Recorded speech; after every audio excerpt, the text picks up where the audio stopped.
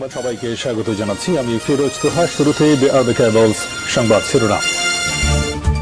বাংলাদেশের সর্বশেষ গুরুত্বপূর্ণ আপডেট সংবাদে আপনাকে স্বাগত। শুরুতেই সংবাদ শিরোনাম, পরে বিস্তারিত। শুরুতেই জানিয়ে দিব, পাচার হওয়া অর্থ ফেরতে যুক্তরাষ্ট্রের এফবিআইয়ের সঙ্গে বাংলাদেশের দুদকের বৈঠক। বাংলাদেশ থেকে শেখ হাসিনার আমলে পাচার হওয়া অর্থ ফেরত আনা এবং পাচার রোধে করণীয় নিয়ে যুক্তরাষ্ট্রের গোয়েন্দা সংস্থা Federal Bureau of Investigation FBI legal attache Robert ক্যামেরনের নেতৃত্বাধীন প্রতিনিধি দলের সঙ্গে বৈঠক করেছে দুর্নীতি দমন কমিশন দুদক। তাহলে কি বাংলাদেশে পাচারকৃত অর্থ আবার ডক্টর ইউনূসের সরকার ফেরত আনবেন? এ বিষয়ে গুরুত্বপূর্ণ সংবাদ থাকবে, সঙ্গেই থাকুন।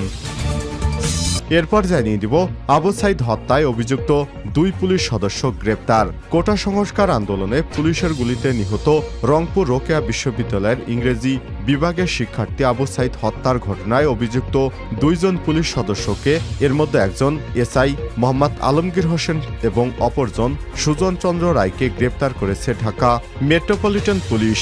তাদের পিবিআইয়ের কাছে হস্তান্তর করা হয়েছে। এদিকে রাষ্ট্রপতির সেকেন্ড হোম, যা বলল পররাষ্ট্র মন্ত্রণালয়। সামাজিক যোগাযোগ মাধ্যমে বর্তমান আলোচনার বিষয় রাষ্ট্রপতি মোহাম্মদ শাহাবুদ্দিনের দ্বৈত নাগরিকত্ব।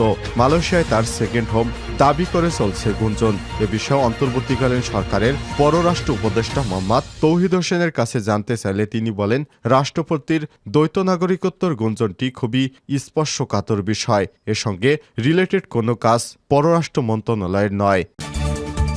এদিকে সাবেক মেয়র আতিকের অভিপ্রায় নিয়োগ পাওয়া সব নিয়োগ বাতিল। ঢাকা উত্তর সিটি কর্পোরেশন ডিএনসিসির সাবেক মেয়র আতিকুল ইসলামের অভিপ্রায় অনুযায়ী নিয়োগ পাওয়া সব নিয়োগ বাতিল করা হয়েছে। আজ ঢাকা উত্তর সিটি কর্পোরেশনের একজন ঊর্ধ্বতন কর্মকর্তা চ্যানেল 24 অনলাইনকে সব তথ্য নিশ্চিত করেছেন।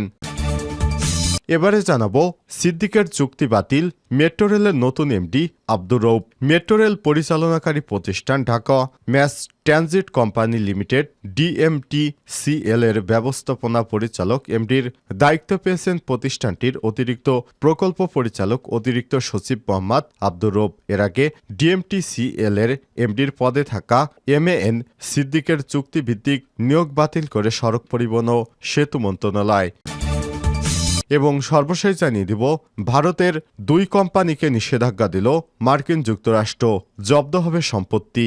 ভারতীয় 2 শিপিং কোম্পানির উপর নিষেধাজ্ঞা আরোপ করেছে মার্কিন যুক্তরাষ্ট্র। রাশিয়ার গ্যাস উৎপাদনকারী প্রতিষ্ঠান নোভাটেকের আর্কটিস LNG-2 প্রকল্পে জড়িত থাকার অভিযোগেই সিদ্ধান্ত নিয়েছে জো বাইডেনের প্রশাসন। গত 5 সেপ্টেম্বর এক বিবৃতিতে এই নিষেধাজ্ঞা আরোপের বিষয়টি জানায় মার্কিন পররাষ্ট্র দপ্তর। প্রিয় দর্শক, এতক্ষণ শুনছিলেন সংবাদ শিরোনাম, এবারে বিস্তারিত। তবে তার আগে বন্ধুরা, অনুরোধ থাকবে এই সংবাদটিতে একটি লাইক দিন। এই চ্যানেলে আপনি নতুন হয়ে থাকলে আমাদের সংবাদটি দেখতে দেখতে চ্যানেলটি সাবস্ক্রাইব করে রাখুন। কমেন্ট করে আপনার মূল্যবান মতামত জানিয়ে দিন বন্ধুরা, আপনি বিশ্বের কোন দেশ থেকে বা বাংলাদেশের কোন স্থান থেকে আমাদের সংবাদটি দেখছেন এবং শুনছেন। এবারে বিস্তারিত। ভারতের 2 কোম্পানিকে নিষেধাজ্ঞা দিল যুক্তরাষ্ট্র, সম্পদ হবে জব্দ। ভারতীয় 2টি শিপিং কোম্পানির উপর নিষেধাজ্ঞা আরোপ করেছে মার্কিন যুক্তরাষ্ট্র। রাশিয়ার গ্যাস উৎপাদনকারী প্রতিষ্ঠান নোভাটেকের আর্কটিক LNG-2 প্রকল্পে জড়িত থাকার অভিযোগে এই সিদ্ধান্ত নিয়েছে জো বাইডেন প্রশাসন। গত 5 সেপ্টেম্বর এক বিবৃতিতে এই নিষেধাজ্ঞা আরোপের বিষয়টি জানায় মার্কিন পররাষ্ট্র দপ্তর।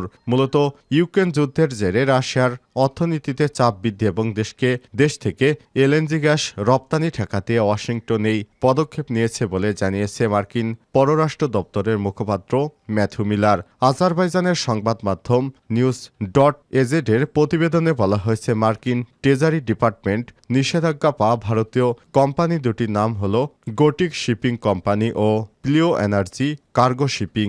মার্কিন ট্রেজারি বিভাগ এই 2টি কোম্পানির সঙ্গে মার্কিন নাগরিক এবং সংস্থাগুলোকে লেনদেন থেকে বিরত থাকার নির্দেশ দিয়েছে। ট্রেজারি ডিপার্টমেন্টের বিবৃতিতে এই কোম্পানি দুটির সম্পত্তি জব্দ করার কথাও বলা হয়েছে। তবে কোম্পানি দুটির জাহাজগুলো ক্রুদের নিরাপত্তা নিশ্চিত করতে চলতি বছরের 6 নভেম্বর পর্যন্ত কার্যক্রম পরিচালনার অনুমতি দিয়েছে। বিবৃতিতে বলা হয়েছে, মার্কিন প্রশাসন গোটিক শিপিং কোম্পানি এবং পিও এনার্জি কার্গো শিপিংকে রাশিয়ার নোভাটেকের আর্কটিক LNG-2 প্রকল্পে জড়িত থাকার অভিযোগে নিষেধাজ্ঞা দেওয়ার সিদ্ধান্ত নিয়েছে। এই ব্যবস্থাটি রাশিয়া থেকে তরলীকৃত প্রাকৃতিক গ্যাস এলএনজি রপ্তানি রোধ করার বৃহত্তর প্রচেষ্টার একটি অংশ, কারণ রাশিয়ার অর্থনীতির বিরুদ্ধে নিষেধাজ্ঞাগুলো কঠোর করা হচ্ছে। আবু সাইদ হত্যায় অভিযুক্ত 2 পুলিশ গ্রেপ্তার। কোটা সংস্কার আন্দোলনে পুলিশের গুলিতে নিহত রংপুর রোকেয়া বিশ্ববিদ্যালয়ের ইংরেজি বিভাগের শিক্ষার্থী আবু সাইদ হত্যার ঘটনায় অভিযুক্ত পুলিশ সদস্য এএসআই মোহাম্মদ আমির আলী ও সুজন চন্দ্র রায়কে গ্রেপ্তার করেছে ঢাকা মেট্রোপলিটন পুলিশ। তাদের পিবিআইয়ের কাছে হস্তান্তর করা হয়েছে। সোমবার 9 সেপ্টেম্বর সন্ধ্যায় বিষয়টি নিশ্চিত করেছেন PBI police super Mohammad Zakir Hossain. তিনি বলেন, এই 2 সদস্য পুলিশ লাইনে নজরদারিতে ছিলেন। আজ তাদের মহানগর পুলিশ আমাদের কাছে হস্তান্তর করেছে। এদিকে রংপুর মেট্রোপলিটন পুলিশ থেকে পাঠানো এক বিজ্ঞপ্তিতে বলা হয়েছে, গত 16 জুলাই বৈষম্য বিরোধী ছাত্র আন্দোলনে বেগম রোকেয়া বিশ্ববিদ্যালয়ের ইংরেজি বিভাগের দ্বাদশ ব্যাচের শিক্ষার্থী আবু সাইদ নিহত হন। এই ঘটনায় মেট্রোপলিটন তাজহাট থানায় গত 19 আগস্ট মামলা হয়। এ মামলায় আসামি এএসআই মোহাম্মদ আমির হোসেন এবং কনস্টেবল সুজন চন্দ্র রায়কে মামলার তদন্তকারী কর্মকর্তা রিকুইজিশনের ভিত্তিতে আইনগত ব্যবস্থা গ্রহণের জন্য সোমবার পুলিশ ব্যুরো অব ইনভেস্টিগেশনের কাছে হস্তান্তর করা হয়েছে। জানা গেছে, আবু সাইদ হত্যাকাণ্ডের ঘটনায় তার বড় ভাই রমজান আলী বাদী হয়ে 18 আগস্ট মেট্রোপলিটন তাজহাট থানায় একটি হত্যা মামলা দায়ের করেছেন। মামলায় পুলিশের সাবেক মহাপরিদর্শক আইজিপি চৌধুরী আবদুল্লাহ আল মামুন, রংপুর রেঞ্জের সাবেক উপমহাপরিদর্শক ডিআইজি আব্দুল বাতেন, রংপুর মহানগর পুলিশের সাবেক commissioner Mohammad Moniruzzaman, DC crime Abu Maruf Hossain, police সদস্য সৈয়দ আমির আলী, সুজন চন্দ্র রায় সহ 17 জনের বিরুদ্ধে মামলা করা হয়েছে। এছাড়াও অজ্ঞাতনামা আসামি করা হয়েছে 30 থেকে 35 জনকে। এর আগে গত 3 আগস্ট এই 2 পুলিশ সদস্য এএসআই আমির আলী এবং কনস্টেবল সুজন চন্দ্র রায়কে বরখাস্ত করা হয়েছিল। রাষ্ট্রপতির সেকেন্ড হোম, যা বলছে পররাষ্ট্র মন্ত্রণালয়। সামাজিক যোগাযোগ মাধ্যমে বর্তমান আলোচনার বিষয় রাষ্ট্রপতি মোহাম্মদ শাহাবুদ্দিনের দ্বৈত নাগরিকত্ব। মালয়েশিয়ায় তার সেকেন্ড হোম দাবি করে চলছে গুঞ্জন। এ বিষয়ে অন্তর্বর্তীকালীন সরকারের পররাষ্ট্র উপদেষ্টা মোহাম্মদ তৌহিদ হোসেনের কাছে জানতে চাইলে তিনি বলেন, রাষ্ট্রপতির দ্বৈত নাগরিকত্বের গুঞ্জনটি খুবই স্পর্শকাতর বিষয়। এর সঙ্গে রিলেটেড কোনো কাজ পররাষ্ট্র মন্ত্রণালয়ের নয়। বিষয়টি সংবেদনশীল জানিয়ে এ নিয়ে কোনো কথা বলতে চান না বলেও জানিয়েছেন তিনি। উপদেষ্টা বলেন, এটার মধ্যে আইনগত দিক আছে। রাষ্ট্রপতি নিজের ব্যাপারে আছেন, এটা নিয়ে নড়াচড়া করা আমার কাজ নয়। সোমবার 9 সেপ্টেম্বর পররাষ্ট্র মন্ত্রণালয়ের এক ব্রিফিংয়ে সাংবাদিকদের প্রশ্নের জবাবে তৌহিদ হোসেন এসব কথা বলেন। উপদেষ্টা বলেন, এটা নিয়ে চাইলে আইন মন্ত্রণালয় এবং স্বরাষ্ট্র মন্ত্রণালয় কিছু করতে পারেন। এটা নিয়ে পররাষ্ট্র মন্ত্রণালয়ের কিছু করার নেই। সম্প্রতি যুক্তরাজ্য প্রবাসী জুলকারনাইন সায়েরের এক ফেসবুক পোস্টকে কেন্দ্র করে বাংলাদেশের বর্তমান রাষ্ট্রপতি মোহাম্মদ শাহাবুদ্দিনের বিদেশে সম্পদ নিয়ে সামাজিক মাধ্যমে আলোচনা চলছে। জুলকারনাইন সায়ের তার ভেরিফাইড ফেসবুক পেজে একটি পোস্টে বেশ কিছু দাবিতে লিখেছেন বাংলাদেশের সেকেন্ড হোম রাষ্ট্রপতি। এদিকে সীমান্তে হত্যা প্রসঙ্গে এক প্রশ্নের জবাবে পররাষ্ট্র উপদেষ্টা বলেন, ভারত বাংলাদেশের সুসম্পর্কের পথে বড় বাধা সীমান্তে হত্যা। এটি দ্বিপক্ষীয় সম্পর্ক ভালো করার অন্তরায়।